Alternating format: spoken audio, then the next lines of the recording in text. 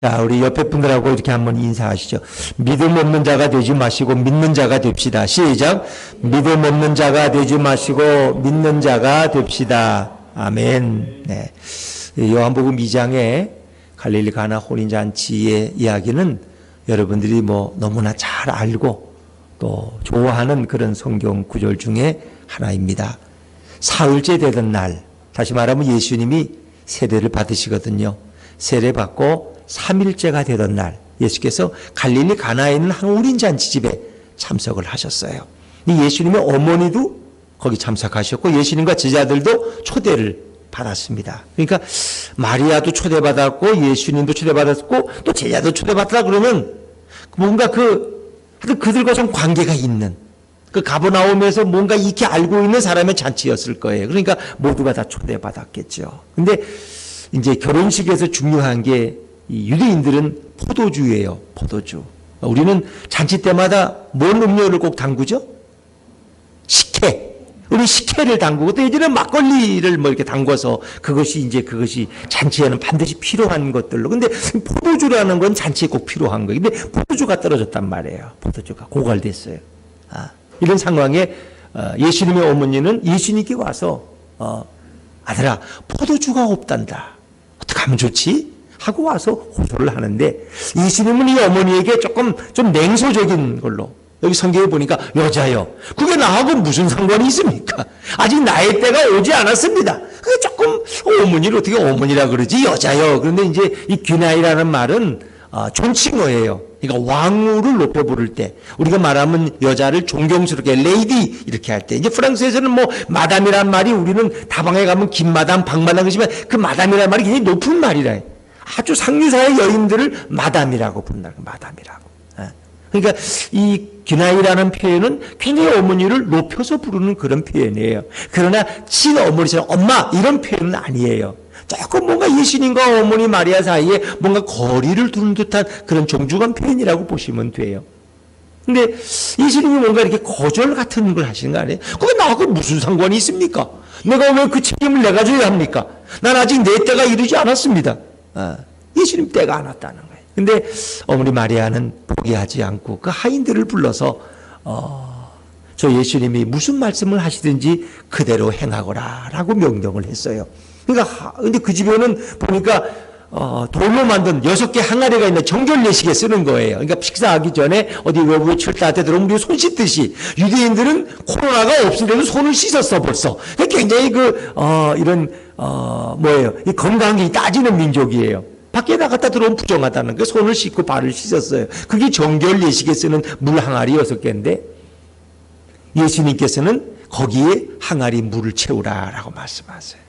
그런데 이제 이거 하인들이 묻지도 따지지도 않고 그대로 순종해요. 어떻게? 항아리 가득 물을 채웠다는 거예요. 그래서 예수님 그 다음에 이 항아리에 물을 떠서 연회장에게 갖다 주어라. 이건 잔치하는 장소가 아니라 그 연회를 주관하는 사람에게 연회장에게 이 물을 갖다 주어라. 그래서 그냥 순종해서 물을 떠다 주었더니 그 물이 포도주로 변해 있었다는 거예요. 그 연회장이 그 포도주를 마시고 너무 감탄을 하면서 신랑을 불러 칭찬을 하면서 어떻게 보통 사람들은 처음에는 좋은 포도주를 냈다가 술 취하면은 다 나쁜 값싼 포도주 내는 거 아니냐. 보통 다른 모르지만 이런 술집에서도 그렇다는 거예요. 고급 술집에서도 처음에는 좋은 양주 갖다 놓다가 좀 술 좀 취하면 그 다음에 싸구려를 갖다가 막 넣어도 이 구분이 안 된다는 거예요. 그래서 돈을 번다는 거예요. 근데 어떻게 너희 집은 이렇게 좋은 포도주를 보관해 두었느냐 칭찬을 내. 예수님께서 이런 일을 갈릴리 가나에서 이런 이 첫 표적을 갈릴리 가나에서 행하셨다. 그리고 그의 영광을 드러내셨다는 거예요. 그리고 제자들이 그를 믿으니라. 믿는다는 말씀으로 끝나는 거예요. 제가 믿음 없는 자가 되지 말고 믿는 자가 되라는 거예요. 제자들이 그때서야 예수님을 믿기 시작했다는 거예요. 믿기 시작했다. 자, 우리 오늘 보니까 여러분 같이 한번 읽어보죠. 11절 말씀을 한번 마지막 구절 한번 읽어보죠. 11절입니다. 시작. 예수께서 이 첫 표적을 갈릴리 가나에서 행하여 그의 영광을 나타내심에 제자들이 그를 믿으니라. 첫 표적. 그러니까 예수님이 공생애를 시작한 첫 번째 기적을 행하셨다는 거예요. 다른 성경에 보면 이 혼인잔치는 요한복음 2장에만 기록돼. 다른 공간복음은 없어요. 마태, 마가, 누가, 요한에는 없어요. 손을 씻고 봐도, 눈을 찍고 봐도 없어요. 그럼 오직 여기만 했는데, 다른 성경에서는 이런 기적들을 그냥 기적이라고 표현해요. 예수님이 이적을 행하셨다, 기적을 행하셨다, 미라클. 뭔가 권능의 일을 행하셨다는 거예요. 그런데 요한복음은 유독 이것을 기적이라고 하지 않고 뭐라 그래요? 표적이라고, 표적이라고 표현한다. 이게 다르다는 거예요. 그러니까 이제 헬라어로 보면은 이적이나 기적은 뭐 영어로는 미러클, 또 헬라어로는 듀나미스, 능력의 어떤 일을 행하셨다 이렇게 말씀하시는데, 요한복음에서는 이것을 오히려 사인, 어떤 표적, 그리고 헬라어로는 세메이온이라고 해서 어떤 그 표적이 가리키는 의미를 있는 거예요. 얘기하는 거예요. 어떤 일을 행하시면 그 일을 그냥 단순히 행하는 게 아니야. 그것이 어떤 보여주는 사인이 있고 어떤 예표하는 것이 있다. 가리키는 게 있다는 거예요. 그래서 그런 의미에서 요한복음은 표적이란 말을 쓰고 있어요. 표적. 한번 확증해 볼까요? 자, 여러분 성경 가지고 있죠? 오늘 자막에는 없습니다. 2장 18절 중반절을 한번 보시면 2장 18절, 자, 한번 같이 읽어볼까요? 중간에 내가 이런 일을 행하니 무슨 표적을 우리에게 보이겠네. 제가 다 안 읽었어요. 중간부터. 무슨 표적을 우리에게 보이냐. 그 요한복음은 다 표적이야. 표적. 그 예수님께서 성전을 헐라 내가 사흘 만에 다시 일으키리라. 이런 표적에 대해서 말씀하시죠. 또 요한복음 2장 23절. 한번 전체 다 읽죠. 요한복음 2장 23절 다 같이 시작. 6월절에 예수께서 예루살렘에 계시니 많은 사람이 그의 행하시는 표적을 보고 그의 이름을 믿었으나. 그렇죠? 다른 성경에서는 표적이란 말을 찾을 수가 없어요. 근데 요한복음만 표적이라고 사용하는 거예요. 여러분이 그 차이를 아셔야 돼요. 자, 또 3장 2절 다 읽으면 너무 기니까 니고데모와 예수님의 대화인데 중간부터 읽을게요. 하나님이부터 3장 2절. 하나님이 함께 하시지 아니하시면 당신이 행하시는 이 표적을 아무도 할 수 없음이니이다. 그렇죠? 당신은 하나님께로부터 오신 분입니다. 왜? 하나님이 함께 하시면 이런 표적을 행할 수 없습니다. 이 표적이라는 말을 여러분이 좀 머릿속에 집어넣으셔야 돼요. 이 표적이란 말. 그래서 예수님의 이 모든 기적들은 요한복음 기자는 이 사도 요한이에요.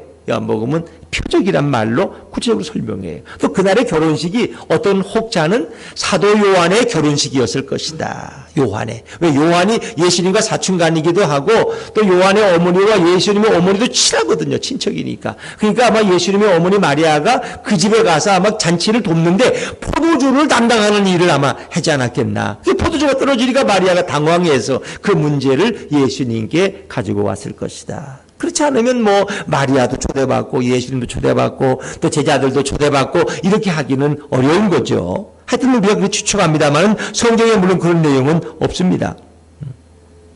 자, 그러면 이 첫 표적이 가리키는 것이 뭐냐 하는 거예요. 예수님께서 갈릴리에서 첫 표적을 행하셨는데 이 표적은 뭘 가리키느냐. 이 표적이란 표지판이야. 이리 가시오 저리 가시오. 그 뭐를 말한 말이야. 뭘 가리키는 거야. 뭘 사인하느냐. 그 표적을 여러분에게 묻고 싶은 거예요. 이 갈릴리 가나의 혼인잔치는 도대체 무슨 의미를 보여주려 하느냐. 우리가 무엇을 우리에게 보여주려고 이런 일을 예수님이 행하셨고 사도 요한이 이것을 기록했겠느냐 하는 겁니다. 이 가나 혼인잔치의 이 첫 표적은 무슨 의미가 있냐. 첫째는 예수님이 하나님의 아들이요 그리스도이심을 보여주고 있습니다. 한번 따라해 보세요. 예수님이 하나님의 아들이요 그리스도이심을 보여준다. 이게 중요한 거예요. 성경에서 제일 중요한 건 예수님이 하나님의 아들이라는 건 그분이 하나님이시라는 거예요. 사람의 자식이 강아지일 수는 없잖아. 그렇죠? 아이고 우리 새끼. 그래서 왜 새끼를 데리고 왔나 보니까 진짜 강아지 새끼를 데리고 와서 우리 새끼야 춥겠다 이렇게 이불을 덮어주고 모포를 덮어줘. 동탄호수공원에서 겨울에 추운데 강아지를 데리고 나와가지고 아이고 우리 새끼 춥겠다. 그래서 뭔 새끼를 데리고 왔나 하더니 개새끼를 데리고 와서 우리 새끼 춥겠다. 근데 사람이 개를 낳을 수 없잖아요. 하나님의 아들이니까 당연히 그분도 하나님이야. 왕이 난 아들은 왕자잖아요. 그 왕이 될 수 있는 거 아니에요. 그러니까 이 표적이 가리키는 가장 중요한 것은 예수님이 하나님의 아들이요, 그가 하나님이시요 우리의 그리스도 메시아라는 거예요. 메시아가 곧 하나님이시고 하나님의 아들이신 것. 이 그리스도라는 말은 메시아라는 말과 같은 말이다, 다른 말이다? 눈치라도 빠르면 좋을 텐데, 그리스도와 메시아는 같은 말이에요. 같은 어원이에요. 원어가 달라 그렇지. 그리스도가 곧 메시아라니까 이은미 집사님, 딴 데 보지 말고. 그 대답을 못 하시잖아. 그리스도는 메시아를 가리키는 거예요. 예수 그리스도고 예수가 우리의 메시아라는 걸 말씀하시고 있는 거예요. 그러니까 이 물이 포도주가 된다는 것은 초자연적 기적이에요. 나무가 어떤 가구가 된다, 이거는 화학적인 변화가 아니에요. 이건 질적인 변화가. 이건 이건 나무예요. 그냥 나무를 가지고 이 가구를 만들어도 이것도 역시 나무야, 재료가. 그런데 물과 포도주는 화학적 성분이 달라. 그럼 물을 100년 동안 두면 그게 포도주가 되겠어요? 안 돼요. 썩으면 썩었지. 포도주가 안 돼요. 그러니까 물과 포도주는 전혀 다른 질이에요. 다른 화학적인 변화를 일으킨 거예요. 여러분, 그걸 아셔야 돼. 포도주가 물이 될 수 없는 거예요. 물론 거기서 물만 뺄 수는 있지만은, 그냥 물과 포도는 근본적으로 그 내용이 다른 거예요. 이 초자연적 기적이. 이런 기적은 인간이 할 수 있어요? 인간이 못해요. 여러분이 아무리 이렇게 물 한 잔 놓고 100일 기도하면 이게 포도주로 변하겠어요? 안 돼. 이건 하나님만이 하실 수 있다는 거예요. 그러니까 이런 일을 행하실 수 있는 분은 누구예요? 하나님이시라는. 그러니까 예수님이 하나님이라는 거예요. 그러니까 물로 포도주를 만드는 기적은 예수님이 자신이 내가 하나님이다, 내가 메시아다 하는 것을 스스로 드러내신 거예요. 그걸 아시면 돼요. 예수님의 공생애의 첫 표적은 바로 물로 포도주를 만든 것이다. 아무나 할 수 있는 게 아니다. 이건 인간이 할 수 없는 일을 예수님이 행하신 거예요. 그래서 요한복음에 7대 표적이 있어요. 이건 인간이 할 수 없는 거예요. 그 표적은 다 예수님이 하나님이심을 우리에게 보여주고 있는 거예요. 그러니까 성경은 오직 한마디야. 예수가 곧 하나님이시다. 또 두 번째, 예수가 곧 우리의 구원주시다. 그걸 얘기하고 있는 거예요. 예수님을 하나님으로 못 믿으면 그 믿음이 아니죠. 자, 요한복음의 7대 표적을 살펴보면, 첫째는 물로 포도주를 만든 것, 두 번째는 왕의 신하의 아들의 병을 고친 것, 왕의 신하의 병을 고친 것, 세 번째는 38년 된 병자를 예수님이 가셔서 그를 일으키신 것, 네 번째는 오병이어 떡 5덩이와 물고기 2마리로 5,000명을 배불리 먹이신 것. 이건 인간이 할 수 있는 일이 아니고 하나님이 할 수 있는 일이에요.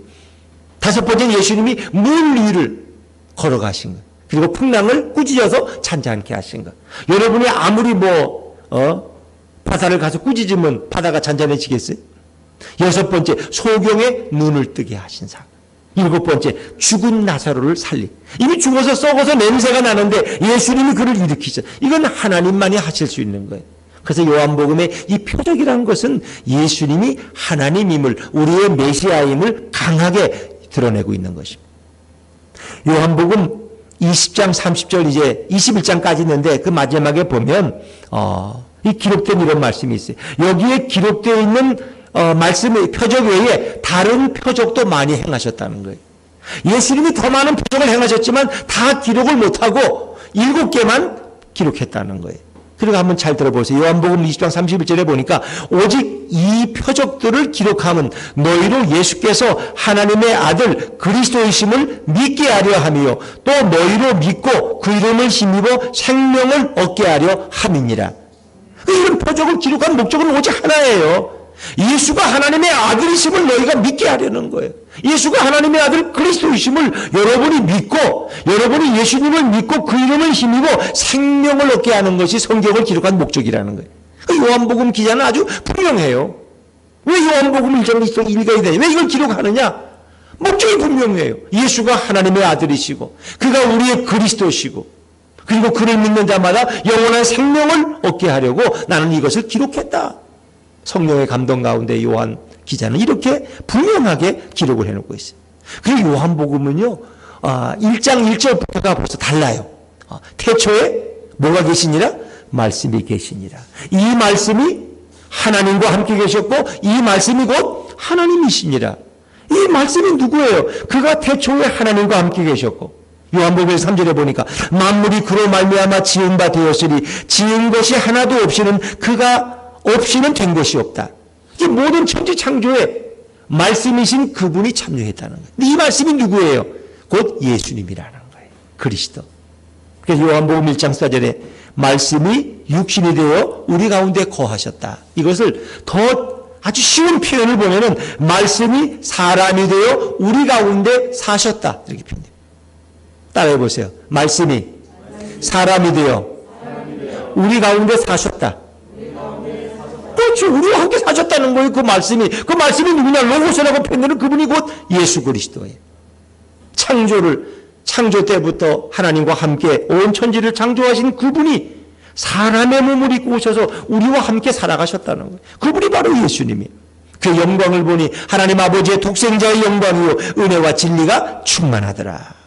성경은 예수님이 하나님의 아들이시라는 걸 매번 강조하고 있어요. 예수님이 우리의 메시아라는 것을 계속 강조해요. 물로 포도주를 만들 수 있는 분, 풍랑을 잔잔케 하실 수 있는 분, 죽은 자를 살리실 수 있는 분, 체포된 자를 풀어줄 수 있는 분, 천한 자를 높이실 수 있는 분, 불안한 자를 위로해 줄 수 있는 분, 그분이 우리의 메시아 그리스도라는 거예요. 그래서 우리가 찬송가 96장을 부르면 예수님이 어떤 분인가를 가장 잘 말씀해 주셔요. 자, 우리 96장 찬송 한번 펴가지고 좀 한번 불러볼까요? 우리 좀 반주 좀 한번 해줄 수 있겠어요? 여기 부르기 전에 이렇게 보시면 1절에 보니까 1절을 한번 같이 읽어보죠. 1절 가사를 시작. 예수님은 누구신가? 우는 자의 위로와 없는 자의 풍성이며 천한 자의 높음과 잡힌 자의 노임되고 우리 기쁨 대신에. 자, 이 말은 쉽게 말하면 그래. 예수님은 누구시냐? 우는 자에게 위로를 주신 분이고 아무것도 없는 가난뱅이 없는 자를 풍성하게 만들어 주시는 분이 예수님이야. 그리고 아주 천한 사람을 높여주시는 분. 모르드게를 높여줬잖아요. 요즘 새벽기도 보면 그렇죠. 그리고 높은 하만을 낮추시고 잡힌 자의 노임되고 이 체포된 사람을 풀어주시는 분이 우리 예수님이. 그리고 약한 자를 강하게 만들어주고 눈먼 자의 눈을 뜨게 해서 빛을 보여주시고 병든 자를 치료해 주시고 죽은 자를 부활시키시고 다 그런 거예요. 예수님이 하시는 게 다 그거예요. 그분이 바로 우리 예수님이. 그러니까 한번 1절부터 4절까지 한번 천천히 우리 부르면서 예수님이 어떤 분인지 예수님을 잘 몰라요. 맨날 그래. 모르긴 뭘 몰라요. 여기 찬송에 다 기록되어 있는데 찬송을 안 불러서 그렇지. 아니 불러도 생각이 없이 그냥 불러. 딴 생각하면서 애기 보면서 부르니까 찬송 가사는 머리에 안 들어오는 거야. 그러니까 예수님 모르네. 예수님 뭐냐고 설명 좀 해봐. 나 몰라. 우리 목사님한테 가 물어봐. 나는 몰라. 그걸 몰라. 찬송가에 다 나와 있는데. 이거를 다 알면 여러분 신학교 가서 학생들을 가르칠 수 있어요. 예수님은 이런 분이다. 이제는 아시라고 모르지 마시고. 자, 96장을 잘 한번 불러보시면서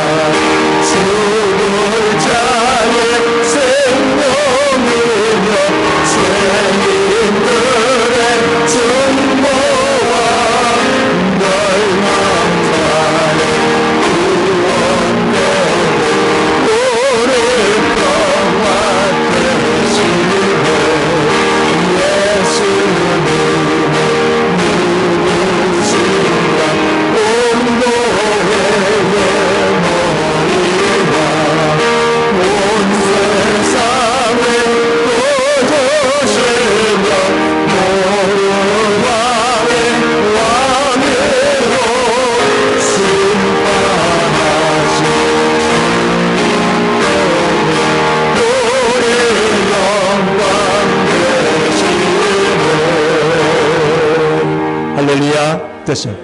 교회의 머리 되신 분이 누구예요? 예수님. 온 세상의 구주가 누구세요? 예수님. 모든 왕 중에 왕이 누구예요? 예수님. 우리를 심판하실 분이 누구예요? 예수님. 하늘과 땅의 모든 권세를 내게 주셨다는 거예요. 근데 예수님이 우리를 심판하셔.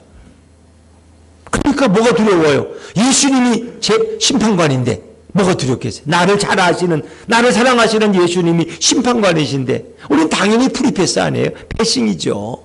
그렇잖아요. 모든 왕의 왕이 되신 그 예수님이 얼마나 좋으냐. 그러니까 오늘 사도 요한은 요한복음에서 그 예수님이 하나님의 아들이시고 그가 우리의 메시아다 하는 것을 가장 강력하게 선포하고 있는 거예요. 자, 두 번째, 예수님의 이 첩표적이라는 의미의 두 번째 의미는 뭐냐? 하나님 나라 잔치의 풍성함입니다. 한번 저를 따라해 보세요. 하나님 나라 잔치는 풍성합니다. 그렇습니다. 잔치는 좀 음식이 풍성해야 되지 않아요? 어떤 집에 잔치에 가니까 좀 미안한 얘기지만 지나간 얘기인데 그 얘기하면 또 그분이 들을지는 몰라. 근데 영락교회까지 가서 이제 이렇게 제가 시골에 있을 때 결혼식을 했어요. 영락교회 그 예배당. 영락교회에 있냐면 신랑이가 신부가 영락교회 사람 출신이야. 그래서 했는데 문제는 그 좋은 식당에 음식이 없는 거야. 교회에서 예배하니까 영락교회 교인들도 와서 지나가다 먹을 수 있겠고 또 그러다가 이분들이 예상한 것보다 더 많은 손님이 왔어. 그래가지고 음식이 떨어지니까 한 100명이 음식을 못 먹었어. 시골에서 와가지고 어떡하면 좋아? 그냥 너무 창피해서 어쩔 줄을 몰라. 그냥 그분은. 나도 민망해 그냥 나도. 목사님 좀 드세요. 나도 못 먹겠다고. 이거 어떻게 먹느냐고. 100명이 부족한데 지금. 그러니까 뭐 손님이 한 300명, 400명 이제 그분이 뭐 교장도 지내시고 이렇게 했으니까 많이 왔죠. 또 많이 초청을 하셨어. 근데 음식을 너무 적게 줘. 그게 좀 뭐 지나간 얘기지만 저는 이제 그런 걸 이렇게 보니까 그래서 사실은 제 아들 이제 큰아들 결혼식 할 때 처음이니까 더 많이 오잖아요. 그때는 제가 노회장 할 때 그런데 그래서 사실은 1000명분을 준비했어요. 그러니까 한 900명만 하면은 1000명이 먹을 수 있다 그러더라고요. 한 100명은 더 준다고. 그래서 900명분을 준비했어. 교회에서 이제 부페를 하는데 교회들 고생하니까 그렇게 한 적이 있어요. 근데 거반 뭐 음식이 남지 않았어요. 그러니까 철아들이니까 이제 워낙 교인들도 많이 오고 또 주위에 노예 목사님들도 많이 오고 그랬는데 하여튼 그래도 음식이 부족하면 너무 좀 돈이 그렇더라도 너무 창피한 거야. 그러니까 하나님 나라 잔치는 풍성하다는 거예요. 그러니까 지금 이렇게 포도주가 고갈된 상황은 인간의 위기예요. 그러니까 하나님 나라는 이렇게 고갈되는 게 아니에요. 가난한 게 아니에요. 외로운 게 아니에요. 잔치는 풍성하고 즐겁고 행복하고 감격스러워야 돼. 그걸 얘기해 주고자 하는 거예요. 갈릴리 가나의 혼인잔치를 통해서 예수님이 그 잔치를 풍성하게 하셨는데 그 잔치의 주인은 물론 신랑이지만 예수님이 거기 계셨기 때문에 이 잔치가 흥겨운 잔치가 된 거예요. 그래서 성경에 이제 복음서에 보면은 천국은 마치 뭐와 같다? 혼인 잔치집과 같다. 왕의 아들의 장계 보내는 잔치집과 같다. 열처녀 비유도 결국은 뭐예요? 대상이 장례식이야 잔치집이야? 결혼 잔치잖아요. 신랑이 늦게 오니까 처녀들이 다 자는데 벽에 기름을 준비 안 해가지고 갑자기 못 가지고 나가잖아요. 잔치에 참여를 못 하잖아요. 그러니까 천국을 표현할 때 가장 좋은 표현은 잔치예요. 천국 잔치. 천국은 잔치와 같다는 거예요. 잔치의 즐거움, 잔치의 기쁨, 이것이 천국 잔치에는 있다는 것입니다. 그리고 인간이 하나님이 처음 인간을 만드셨을 때는 에덴 동산은 너무 행복한 곳이었어요. 부족한 게 없었어요. 아무것도 부족한 게 없었어요. 모든 것이 풍성했어요. 왜? 아담과 하와밖에 없으니까 거기 뭐 모든 열매 뭐 모든 거 다 마음대로 다루고 먹을 수 있었을 거예요. 그런데 인간이 이제 교만해져서 하나님의 명령을 어기고 선악과를 먹음으로써 인간에게 죄가 들어오고 타락해서 그것도 추방당하잖아요. 그러니까 인간이 에덴 동산에서 이렇게 낙원에서 추방당한 거를 책을 썼는데 뭐라고 불러요? 책의 제목이 뭐예요? 신락원. 낙원을 잃어버렸다니까 신락원. 그 다음에 쓴 책이 또 뭐예요? 복락원. 낙원을 다시 회복했다니까요. 낙원을 천국을 잃어버렸어 우리는. 범죄함으로. 에덴 동산에서 추방. 에덴 동산이라는 건 천국의 모형이 되는 거예요. 쫓겨나니까 우리는 낙원을 잃어버린 건 신락원이잖아요. 잃을 실자.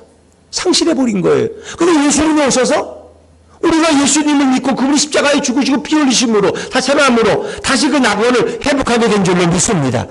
그래서 우리는 천국 천국의 사람이 된 거예요. 지금 여기서 천국을 경험하며 하나님 나라 가운데 살아가고 있는 것이고 그 나라는 아직 완전하지 않은데 예수님이 재림하실 때 그 천국이 완성될 줄로 믿습니다. 그 천국은 내 마음속에도 있고 여기도 있다는 거예요. 우리 가정이 천국이 될 수 있고 우리의 마음이 천국이 될 수 있고 우리 교회가 천국이 될 수 있고 그렇죠. 지금 천국이 예수의 복음을 받아들이고 예수님을 하나님의 아들로 믿고 고백하는 사람에게는 그 마음의 천국이 이루어져 가고 있는 거예요. 그래서 천국에 대해 가장 좋은 그 비유가 뭐예요? 누룩의 비유, 누룩. 누룩이라는 건 효모가 요만큼 있어도 결국 온 밀가루를 다 부수게 만들잖아, 금방. 예수 믿는 사람이 한 마을에 들어오면은 교회가 들어오면 그 마을 전체가 다 예수 믿는 사람 되잖아요, 나중에는. 그래서 거기서 장로님, 목사님 막 나오잖아. 그 우상 미신 섬기던 동네에서. 그렇게 복음은 놀랍게 퍼져가는 거예요. 그게 복음의 능력이에요. 그러니까 오늘 이 갈릴리 가나의 혼인잔치집의 이야기는 천국이란 이렇게 기쁨이 있는 것이다. 그러니까 유대인들 속담에 포도주가 없으면 기쁨이 없다 그런 거예요. 이 포도주를 이게 맛 좋은 포도주를 이렇게 배달한다는 것은 그 기쁨이 배가 되었다는 거예요. 기쁨이 배가 되었다. 여러분이 천국 안에 예수님을 주인으로 모시고 천국 안에 거하실 때 여러분의 삶에 기쁨이 배가 될 줄로 믿습니다. 예수님 안에 들어오면 모자람이 축복이 되었어. 오히려 포도주가 고가이 되었기 때문에 더 좋은 포도주, 예수님이 직접 제조하신 포도주를 먹게 된 줄로 믿습니다. 그런데 묻지도 끝나면 목사님 포도주 먹으면 안 되잖아요. 우리 성찬식 할 때 먹잖아. 그럼 술 먹으면 안 되게 죄겠네요. 어디 술 먹는 게 죄라 그랬어. 그렇죠? 그런 말은 없어요. 술 취해서 잘못 행하는 게 죄지. 술 먹는 게 죄는 아니에요. 아이고 디모데한테 바울이 그러잖아요. 너 위장병을 위해서 포도주를 한 잔씩 하라고. 그럼 예수님이 여기서 뭐 포도 음료 사다 놓고 이렇게 환타 같은 거로 한 잔씩 이렇게 했어요? 그 진짜 포도주라니까. 먹으면 취해요. 그걸 아셔야 돼. 근데 이음실 아니면 영 웃음이 이상해. 오늘도 포도주를 사다 먹겠다는 얘기야 뭐야 지금. 그리고 많이 취해가지고 새벽기도 못 나오면 그것도 죄가 될 수 있어 또.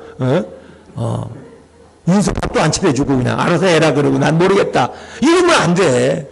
그러나 포도주 한 잔 먹는 게 무슨 죄예요? 우리 성찬식 맨날 하잖아. 어떤 분은 또 꿀꺽해 또 처음 드시는지 얼굴이 벌겨가지고 나가시고. 그런 분들은 평소에 전혀 포도주를 안 드셔서 그런 거예요. 자, 여러분 이렇게 모자람이 축복이 되었고 기쁨이 배가 된 거예요. 저녁에는 울음이 기수같이 새벽에는 아침에는 기쁨이 우리로다. 천국에 들어가면 다 이런 기쁨을 경험하는 거예요. 그리고 처음보다 나중이 더 잘된 줄로 믿습니다. 이 천국이에요. 가난한 사람의 천국 백성이 되면은 더 부유해지는 거예요. 우리는 이 천국에서 모든 것이 처음보다 나중에 더 좋아. 예수 믿는 사람은 처음보다 나중에 더 좋다니까요. 지금 이때도 좋지만 나중에 더 좋아. 천국에서 누리는 그 기쁨은 이루 말할 수가 없다는 거예요. 그렇습니다. 그래서 해필이면 왜 포도주냐? 여러분 왜 성찬식에 우리가 포도주를 해요? 그 환타 섞으면 안 돼요. 그 진짜 포도주를 사다 해야 되는 거예요, 여러분. 너무 이제 독하니까 물을 좀 섞을 수 있어 가지고는 있지만 그럼 포도주를 해야 돼.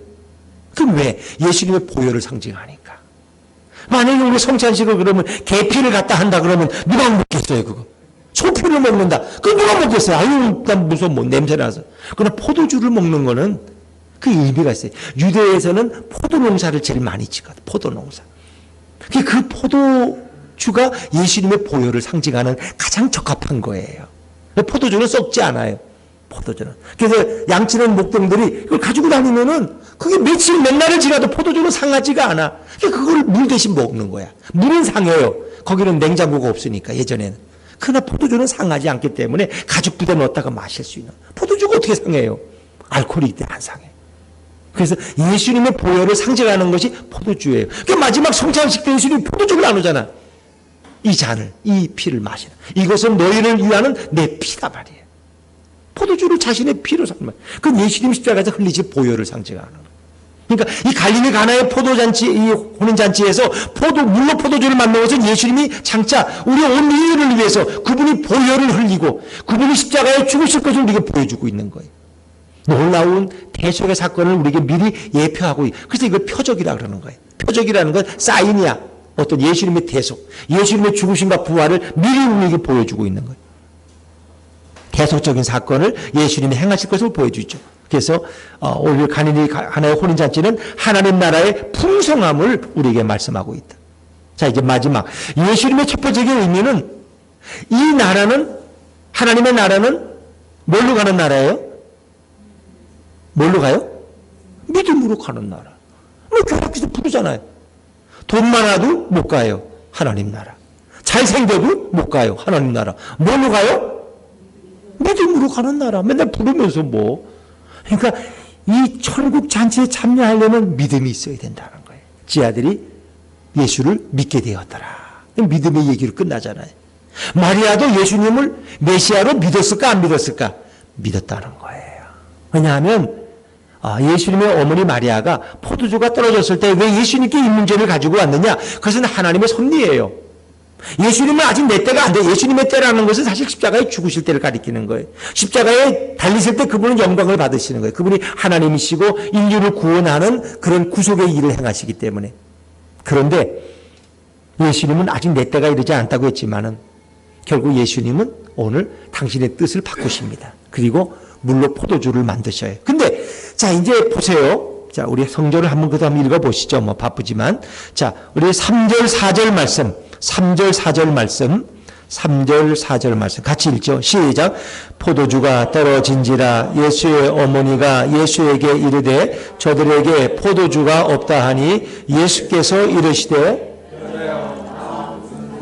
있나이까 내 때가 아직 이르지 아니하였나이다. 자, 이 말 자체로 보면 거절이에요, 승낙이에요? 거의 거절이죠. 거의 90%는 거절이야. 뭐 완전히 거절은 아니지만 거의 거절에 가까워요. 근데 마리아는 거기서 포기해요, 안 해요? 안 해요. 예수님이 그렇게 말했지만 마리아는 포기해요. 왜? 예수님은, 마리아는 예수님에 대한 믿음이 있었다는 거예요. 왜 그러냐? 마리아가 예수님을 출산할 때도 성령으로 잉태된 것을 알았어요. 왜? 천사 가브리엘이 와서 말했어요. 너가 성령으로 잉태되어 아들을 낳으리니 그 이름을 예수라 하라. 그러면 온 사람을 죄에서 구원할 구속자가 된다는 거예요. 구원주가.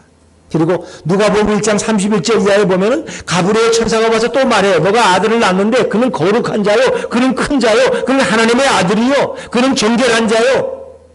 그러니까 메시아에 대한 기대를 가지고 있었다는 거예요. 더구나 12살 때 6월절에 예루살렘 성전에 갔는데 예수님이 또 안 돌아왔어요. 가서 이제 왜 여기 있느냐? 예수야. 그랬더니 예수님이 아니 내가 아버지 집에 있을 걸 모르셨습니까? 그래. 아니 아버지가 요셉인데 뭔 또 아버지냐? 하늘 아버지를 말하는 거예요. 하늘 아버지 성전에 내가 있어야 될 것을 모르셨습니까? 그때부터 마리아는 조금씩 이분이 다르구나. 메시아구나 하는 것을 알게 됐다는 거예요. 더구나 또 놀라운 사건. 예수님을 출생했을 때 누가 왔어요? 처음에 목동들이 와서 경배했어요. 목동들이 와서 절하고 경배했어요. 왜? 하나님이 오셨으니까. 또 동방박사들이 뭐 가지고 왔어요? 몰라요? 황금과 유황과 몰약을 가지고 왔죠. 그럼 아무한테나 드리니까 왕에게 드리는 거예요. 왕에게. 그럼 우리 아기 예수가 왕이라는 거예요. 왕 중에 왕. 헤롯대 왕이 예수를 죽이려고 그러지. 나 외에 또 왕이 어디 있느냐. 근데 그분은 그 왕과는 비교할 수 없는 왕 중에 왕이에요. 왕을 다스리는 왕이라는 거예요. 그러니까 마리아의 마음속에 예수님에 대한 메시아에 대한 기대감, 그 믿음이 있었다는 거예요. 그러니까 예수님의 이 거절 같은 말에도 마리아는 포기하지 않아요. 그 다음에 뭐라 그래요? 종들에게 와서 한마디 하잖아요. 자, 5절 말씀. 5절입니다. 5절 같이 읽죠. 5절 시작. 그의 어머니가 하인들에게 이르되 너희에게 무슨 말씀을 하시든지 그대로 하라 하니라. 아멘. 너에게 무슨 말씀? 누가? 예수님이. 그분이 너에게 무슨 말씀을 하시든지 그대로 하라. 이때는 마리아가 예수님을 거의 메시아로 인정하시는 거예요. 그분이 무슨 말씀을 하시든지 그대로 행하라. 하인들에게 명령했어요. 하인들을 순종해. 그 집에 정결례식에서는 돌 항아리 6개가 있었다는 거예요. 근데 그때서야 예수님은 나타나셔요. 마치 마리아의 믿음을 시험하는 것처럼 느껴지지 않습니까? 마리아는 그냥 포기할 수도 있어요. 아들아 뭐 좀 해달라고 그러는데 아들이 엄마 왜 내한테 돈 달라고 그래? 아빠한테 달라고 그러지. 난 돈 없어요. 그러면 우리 아내가 아들한테 아유 그래도 좀 돌아야 정주야. 내가 돈이 필요하다 야. 이렇게 하겠어요? 야 그만둬라 야. 내가 뭐 남편한테 달라고 너한테 달라고 그러냐 이놈아? 기분 나빠가지고 내가 뭐 돈이 10만 원 너한테 달라고 그러냐 이놈아? 너가 주는지 안 주는지 내가 시험해 보려는 거야. 이렇게 말할 수는 있잖아요. 그러니까 어찌 보면 예수님이 마리아를 시험해 보는 것 같아요. 예수님은 그 마리아의 믿음을 아셨어요. 그리고 예수님이 결국 나타나시잖아요. 하인들에게 나타나서 항아리에 물을 채워라. 하인들이 순종하는 거예요. 마리아는 포기하지 않았어요.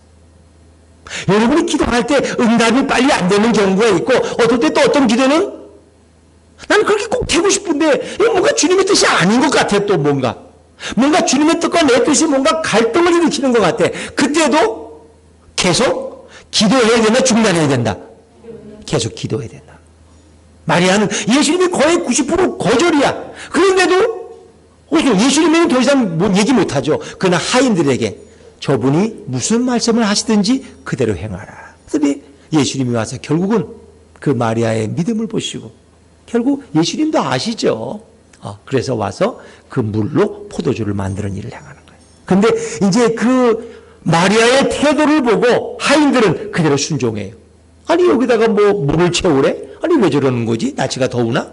정신이 돌았나? 또 거기다가 또 그걸 떠서 또 연회장에 갖다 주래. 어느 하인이 순종하겠어요? 아니 내가 미친놈들란 말이야. 왜 자기가 하지? 나한테 시켜? 아니 물을 떠다가 연회장에게 왜 갖다 줘? 그런데 성경에 보니까 연회장에 순종해서 갖다 주더니 그들도 믿음이 있었던 거예요. 갖다 주니까 물이 포도주가 되었더라. 연회장이 그 포도주를 맛보는 순간 감탄하면서 이렇게 좋은 포도주를 내가 처음 먹어봤다고. 사람들은 처음엔 좋은 거 하다가 나중에 술취하면 나쁘고 값싼 거 갖다 놓는데 이 집은 이렇게 좋은 걸 지금까지 두었다고 칭찬하는 거예요. 여러분 이 모든 배경에는 바로 마리아의 믿음이 있었다는 거예요. 그리고 이 표적을 통해서 예수님은 당신의 영광을 드러내시고 제 아들이 예수님을 믿었더라는 거예요. 아무리 좋은 천국도 믿지 않는 자에게는 아무 상관이 없어요. 나하고. 아무리 좋은 말씀도 하나님의 말씀으로 믿지 않으면 이 말씀은 나에게 아무 능력이 안 돼요. 안 그래요? 놀라운 사실. 그 네팔에서 오신 여자 선교사님이 오신 분이 아니고 이제 줌으로 네팔에서 강의를 하시고 제가 이제 이렇게 WBH 워드바이 아트 세미나 들으면서 근데 그분이 참 많은 간증을 하시더라고. 근데 그분 참 공교로운 사람 이름 몰라. 그분의 남편이 예전에 2014년도 저 코나에 열방대학 워드바이 아트 세미나 할 때 그때 참석했어요. 저희들도 2주 참석하고 저는 2주만 하고 이제 왔고 그분은 3개월 동안 하는데 이제 문제는 그분이 등록금을 못 낸 거야. 그 네팔에서 오신 파담이라는 선교사인데 그분 네팔 사람이고 부인은 이제 미국 분이고 여자 선교사님이시고. 근데 그 아프리카에서 온 또 자매 이브라는 자매인데 하와라는 자매 이름이. 근데 그 자매도 못 내서 근데 그 같이 이제 공부하는 분들이 기도하는데 제 마음속에 하나님께서 그들의 등록금을 너가 내면 안 되겠느냐. 그래서 저도 여행 가서 이제 3주 있었는데 그래서 이제 마음속에 그런 응답이 와서 저도 그냥 순종했어요. 그래서 이제 한 300만 원 되는 돈을 거기서 주려고 하니까 가진 게 다 안 돼. 거기서는 또 카드가 안 된대. 한국 카드는. 그래서 결국 돌아와서 은행을 통해서 이렇게 계좌 이체를 해드렸는데 그분이 보니까 이번에 듣는데 그 파담의 부인 선교사님이 이번에 요한복음을 또 강의하시더라고. 참 놀라운 일이. 근데 그 참 그러니까 너무너무 고마웠다. 그분들이 수업을 마치고 돌아갔고 하와란 여자분도 청년도 아프리카에 가서 너무 아름다운 사역을 하고 있다는 거예요. 그 저도 와서 그 간증을 했더니까 또 그래. 우리 장로님 두 분이 또 감동을 받았는지 그 목사님은 어떻게 살려고 그걸 주시며 그래서 어떤 분이 또 100만 원을 또 저한테 갖다 주시고 30만 원을 갖다 주시고 그래. 그거는 상관없어요. 근데 하여튼 이렇게 순종했더니 그러니까 하인들이 순종했더니 이렇게 물이 포도주가 되는 기적이 일어나는 거예요. 그러니까 하나님의 말씀을 믿어야지 순종할 수 있는 거 아니에요? 믿어야 돼. 그러니까 천국은 믿는 자에게 경험되어지는 거예요. 하나님, 근데 그 네팔의 그 선교사님이 이제 강의하면서 그 네팔에서 일어난 그 하나님 말씀을 가르치면서 어린아이들이 이걸 배워가지고 가서 그 말씀을 선포했는데 병자가 일어나고 걷지 못하는 사람이 걷게 되고 그냥 자기 부모가 아프니까 가서 할 일은 없고 자기가 외운 성경 말씀을 그냥 이렇게 선포한 거 읽은 거야 그냥. 그랬더니 그 병자가 일어나고 말 못하는 봉어리가 말을 하게 되고 이 놀라운 사실 한 4가지 5가지를 간증하죠. 필리핀에서 일어난 일, 네팔에서 일어난 일 이런 것들을 많이 간증. 하나님 이렇게 역사하시는구나. 왜? 그 아이들은 그 젊은이들은 그 믿고 그냥 설명했어. 그냥 선포해서 하나님 말씀을 선포했더니 병자가 일어나고 앉은 매이가 걸어가고 말을 못하던 평생 벙어리가 말을 하게 되고, 놀라운. 그래서 우리를 결국 믿는, 천국은 믿는 자에게 경험되어지는, 하나님의 말씀은 믿는 자에게 능력의 말씀인 줄로 믿습니다. 믿지 않으면 아무 상관없어. 나하고는 믿지 않는데 뭐 상관이 있어. 정말 마지막 이제 말씀이, 오늘 이 물이 포도주가 된 것을 가지고 와서 칭찬을 했는데, 연회장은 이 포도주에 대해서 알았어요, 몰랐어요? 전혀 몰랐어요. 그 내막이 뭔지 몰랐어요. 근데 누구는 알았어요? 하인들은 알았어요. 자, 우리 9절 말씀 마지막으로 9절입니다. 9절 시작. 연회장은 물로 된 포도주를 맛보고도 어디서 났는지 알지 못하되 물떠온 하인들은 알더라. 연회장이 신랑을 불러. 자, 교인들에게는 두 부류가 있어요. 아는 자와 모르는 자가 있어요. 한번 옆에 분들한테 물어보세요. 아십니까? 모르십니까? 시작. 아십니까? 모르십니까? 그러니까 뭘 알고 있는 분들이 있고 뭘 모르고 있는. 우리 그러고 있잖아요. 밤새도록 뭐 통곡 곡하고 나더니 아침에 누가 돌아가셨는데 내가 곡을 했지? 그럼 누가 돌아가신지 모르고 곡을 한 거야. 그냥 남들이 곡하니까 얘들에는. 그럼 뭘 알고 통곡을 해야 되는 거 아니에요? 여러분, 아는 자와 모르는 자가 있어요.